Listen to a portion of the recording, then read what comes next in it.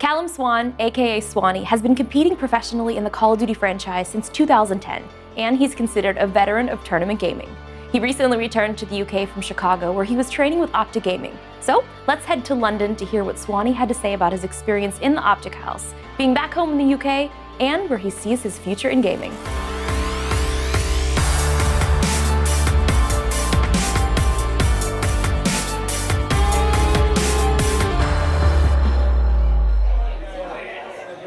So you're back here in London. How's it been so far? It's been great, to be honest, to come back. I mean, I think it's the best city in the world, to be honest. I mean, Chicago was great. The weather wasn't that great. I was actually there for 2 months, which was, although it was it's the longest I've spent actually away from home. It was quite a premature stay because I was expecting, or I was happy to stay forever, to be honest. That's just how much I enjoyed it and things. But yeah, unfortunately I had to return home before I expected. But it's left me in a pretty good position. And as far as OpTic goes, living with those guys, I mean, how was that dynamic? This might sound sort of superlative and extreme, but it was literally probably the best experience of my life in terms of just how much, not just how much I enjoyed it, but how much I learned actually, both in-game and out of game, like as a person. And the fact that everyone in the house is kind of striving towards the same goal in the same environment, it just created such a productive dynamic within the group. So now, what did you learn from them that you were able to bring back here at Epsilon? You know, I probably learned more in those few months than I did, you know, in the 6 months prior to whilst I was competing in Europe, because not just the quality of competition, but just the sheer quantity of high caliber teams. You know, I was playing like 8-10 hours a day. Even when I came back over here, there are so many things that I'm able to sort of not teach, but guide my team on, the factors of the game we didn't even consider.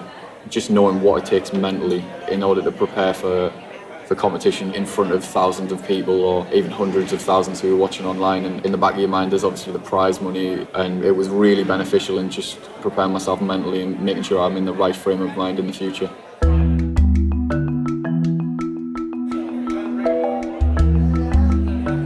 So what do you think the upside of being a professional gamer is? Firstly, being able to meet sort of the diversity of people you meet. You know, I've met people and I've even formed like really close friendships with people who previously, without gaming, I wouldn't have looked at them if we walked past in the street and things. And secondly, the traveling, you know, which ties in with meeting people, you know, traveling to different countries, different locations where I just wouldn't have even dreamt of it. I wouldn't have had those opportunities had it not been pursuing gaming. So I mean, there's the upsides, but then what about the downsides? Specifically pre-tournament, not particularly post-tournament, but initially pre-tournament, you know, the months or even the weeks, the days leading up to before, you're playing sort of, or as an individual, I'm playing sort of 8 or 10 hours a day, you know, even 12 hours a day sometimes, depending on the schedule. So even though it's something that I highly enjoy and something that I'll never get totally bored of, it still can get monotonous. So what do you think you'd be doing if you weren't a professional gamer?